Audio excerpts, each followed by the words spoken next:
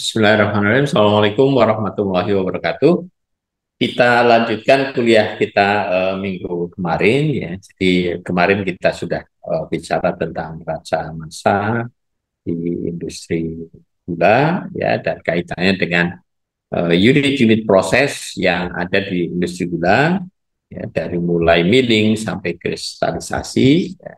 Barangkali untuk melengkapi apa yang kita lakukan atau kita lihat uh, beberapa minggu yang lalu tentang apa namanya proses pengolahan debu secara skala kecil di laboratorium ya, kita juga perlu tahu juga tentang energi yang digunakan di industri gula ya. Jadi kalau kita bicara masalah energi di industri gula, di industri gula tebu ya, barangkali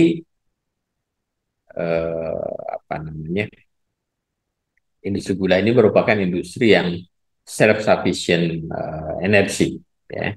Jadi energinya itu disuplai dari biomass yang dihasilkan oleh pabrik gula itu sendiri ya. Jadi tadi ya karena dapat mensuplai sendiri energinya maka dikenal sebagai self sufficient energy. Bahkan di beberapa negara ya pabrik gula ini juga mensuplai energi untuk kebutuhan lain selain pabrik gula ya. Misalnya kalau semua ampas tebu atau bagas itu diolah menjadi bahan bakar untuk boiler ya, dan boiler untuk menghasilkan listrik ya, maka pabrik gula ini bisa menjual energi ke pihak ketiga ya. Kalau di Indonesia barangkali menjual energinya ke PT PLN. Di kita di industri gula yang ada di Lampung ya, sebagian besar energi yang dihasilkan itu untuk kebutuhan eh, energi di industrinya itu sendiri ya, di pabrik gulanya ya, dan juga untuk kebutuhan energi bagi perumahan karyawan. Jadi alhamdulillah ini di pabrik gula ini punya bagas ya sebagai salah satu hasil sampingnya yang bisa dimanfaatkan sebagai sumber energi.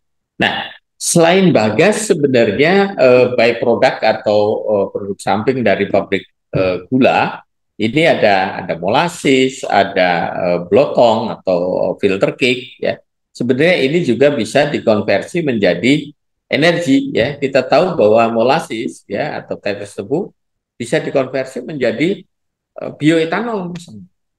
Blotong ya karena masih mengandung bahan organik dan sebagainya, ini kita bisa konversi menjadi energi juga, apakah lewat proses densifikasi, kemudian dapat briket, kemudian dapat dibakar untuk energi, atau bisa lewat anaerobic digestion atau dekomposisi secara anaerobik menghasilkan biogas dan seterusnya. Ya. Nah, ini kalau kita melihat secara umum ya di pabrik gula dari milling station ini 1 ton tebu itu akan menghasilkan sekitar 330 kilo bagas.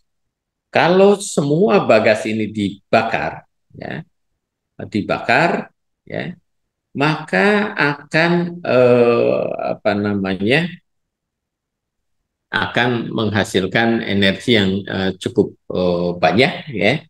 Di sini menghasilkan satu kilogram ini 1 kilogram bagas ini bisa menghasilkan 2 kilogram steam. Ya, jadi kalau dipakai untuk menghasilkan energi dibakar di boiler ya, maka kita akan dapat 660 kilogram steam ya. Nah, Nilai kalor dari bagas itu sekitar agak rendah ya, itu sekitar 3.000 kilokalori ya, barangkali ya 3 ribuan. Nah, kalau semuanya dibakar ya, ini akan menghasilkan energi listrik sekitar 157,14 kilowatt hour ya, dan ini bisa dipakai untuk mengoperasikan alat-alat yang ada di sistem produksi. Nah, kalau dikonversikan ke megajoule ya, barangkali bagas yang 330 ini setara dengan 2.798 megajoule. Barangkali kalau 1 kilogram bagas, jadi ini ya kurang dari 10 megajoule ya. Oke. Nah, bagas dengan berat tadi 330 kg akan menghasilkan 2.798 megajoule ya, energinya, atau menghasilkan steam 660 kg ya. Nah, kalau kita konversi ke listrik ya, tadi dapat 157,14 kWh. Nah, ini detailnya 1 kilogram bagas menghasilkan 2 kilogram uap atau steam ya. Maka apa namanya, steam ini yang akan dipakai untuk mutar turbin ya, mutar turbin sehingga menghasilkan listrik. Nah, 1 kWh itu butuh 4,2 kilogram steam ya, uap ya di sini. Nah, maka listrik yang dihasilkan, kita tadi menghasilkan 660 kilogram uap, maka kalau mau dapat listriknya berapa ya dibagi dengan 4,2 ya, 4,2 kilogram steam per kWh ya, sehingga dapat 157,14 kilowatt jam ya, kilowatt hour. Nah, di sini bagaimana sistem konversi dari apa namanya, tebu ya, kemudian jadi bagas, kemudian dari dapat listriknya berapa ya, ini gambarnya kira-kira seperti ini ya. Di sini ada boilernya, kemudian ada steam turbinnya ya. Nah, ini maka kita bisa menghasilkan listrik 83 kilowatt hour per ton tebu ya. Jadi ini sebagian dipakai untuk proses, yaitu 30 kilowatt hour untuk proses ya, dan yang 83 itu apa namanya, diekspor ke untuk kebutuhan lain. Jadi di sini dari gambar ini juga kita bisa lihat bahwa tebu 292 ton per jam ya. Kemudian nanti dapat bagasnya sekitar 80 ton per jam ya. Semua bagas diolah atau dipakai sebagai bahan bakar di boiler, maka di sini bagas surplusnya 0 ya. Tekanannya 6,3 megapascal, itu kapasitas boilernya adalah 160 ton per jam ya. Di sini dipakai di boiler ya. Nanti dari sistem boiler ini ya, ada yang tekanan rendah, ada tekanan tinggi ya. Yang tekanan tinggi dipakai untuk muter turbin ya, itu 2,0 megapascal ya. Kemudian yang tekanan rendah yang 1 megapascal ini bisa dipakai untuk apa namanya, proses destilasi di pabrik etanol. Kalau pabrik gula ini terintegrasi dengan pabrik etanol. Yang lebih rendah lagi, yang 0,2 megapascal ya, ini dipakai untuk kebutuhan di pabrik gula ya. buatan pabrik gula untuk proses evaporasi, untuk proses milling, ya, kristalisasi dan sebagainya. Ini diagram alirnya kira-kira seperti ini, ya. Nah, ini listriknya yang dibutuhkan untuk proses itu hanya 30 kWh per jam, ya. Kemudian yang diekspor ini 83 kWh. Ini per ton tebu, ya. Per ton tebu ini kebutuhannya seperti itu. Nah, dari sini ya ini penjelasannya ya, dari 292 ton tebu ini dapat listriknya berapa, ya. Tadi kalau listrik yang dihasilkan tadi kan ada 83 kilowatt hour yang bisa dipakai untuk pihak ketiga atau surplus, ya, dan yang dipakai hanya 30, ya. Sehingga total yang dihasilkan itu sebenarnya 113. Dari mana 113? Ya, steam yang dihasilkan dari 80 ton bagas, ya, ini tentunya akan tadi yang 80 ton itu 1 kilo, 1 tonnya dapat 2 ton steam, kan. Kalau 1 kilo dapat 2 kilo steam, maka 80 ton ini dapat 160 ton steam, ya. Dibagi 4,1 kWh itu butuh berapa ton steam, ya. Ini kita bisa. Nah, tetapi jangan lupa ya, kasus yang tadi 4,2 dengan yang ini barangkali akan berbeda.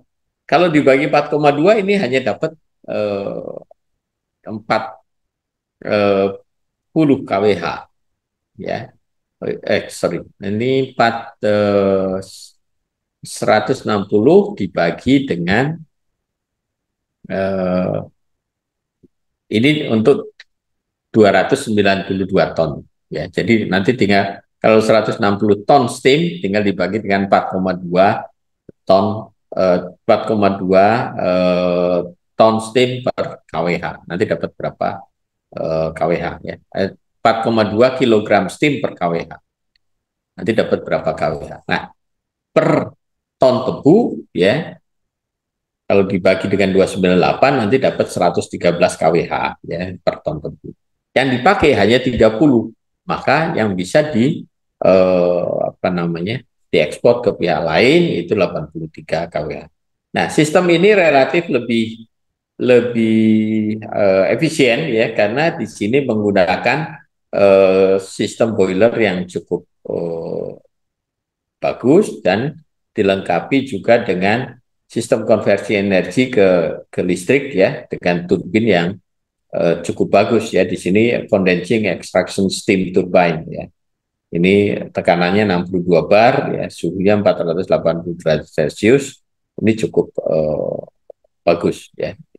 Ya, jadi 113 kWh per ton tebu kalikan 292 ton tebu, ya. Maka kemudian dibagi 80 ton bagas, ya, maka dapat 412. Ya, ini kalau 160 dibagi 4,2 kan nggak sampai 400, ya, kWh per ton bagasnya. Nah, nanti ini lebih efisien. Energi yang dihasilkan ini selain dari bagas juga dari blotong, yaitu blotong yang dihasilkan dari 292 ton tebu itu sekitar 81,7 ton blotong, ya. Ini akan menghasilkan sekitar 62 juta kilokalori atau sebesar 261.294 megajoule, ya. Nah, ini dari blotong ini prosesnya adalah proses anaerobik, ya. Jadi prosesnya konversi dari blotong ini menjadi biogas. Ini prosesnya proses fermentasi anaerob. Nah, bisa juga konversi energinya ini melalui proses dari blotong itu seperti apa ya? Jadi kalau ini sludge ya, cake, ya, filter cake ya, itu bisa saja di press ya, jadikan briquette, ya, tambah perekat bila perlu, ya, maka ini bisa dimanfaatkan sebagai bahan bakar padat. Kalau mau lewat fermentasi anaerob, ya dapat biogas, nanti ampas ya, selanjutnya ini bisa dipakai untuk pupuk. Ya. Barangkali itu apa namanya tambahan penting dalam apa namanya satuan proses ya. Jadi satuan proses selain kita mempelajari unit-unit operasinya ya yang di mata kuliah yang lain satuan operasi, kita juga perlu mempelajari secara terintegrasi. Ya. Masing-masing unit operasi ini kalau digandeng-gandengkan, kita bisa menghasilkan suatu produk. Ini kenapa kita perlu mempelajari unit proses atau ya satuan proses. Nah, Anda bisa pelajari lebih lanjut ya. Ini referensi yang dipakai ya. Ini dari beberapa jurnal, yaitu jurnal of Greener Production dan lain-lain ya. Ini ada beberapa jurnalnya ya. Ada yang dari conference, ada dari jurnal ya. Barangkali ini perlu ya kita pelajari, kita baca lebih detail ya supaya kita bisa lebih tahu bagaimana unit proses atau satuan proses ini diperlukan dalam industri ya, khususnya ini sebagai studi kasus saja ya. Studi kasusnya ini adalah industri gula. Barangkali itu materi yang ingin saya sampaikan pada kesempatan ini. Ya, mudah-mudahan ini bisa menambah pemahaman Anda secara lebih komprehensif dari apa yang kita coba di lab. Ya. Di skala lab, barangkali kita melihat apa yang perubahan apa yang terjadi. Misalnya tadi kalau nira itu ditambah kapur, warnanya jadi agak gelap, pH-nya naik, tapi lama-lama terbentuk koloid ya, mengendap ya, koloidnya mengendap ya, karena terbentuk vlog yang lebih besar dan lebih berat sehingga dia mengendap, maka dia lebih jernih.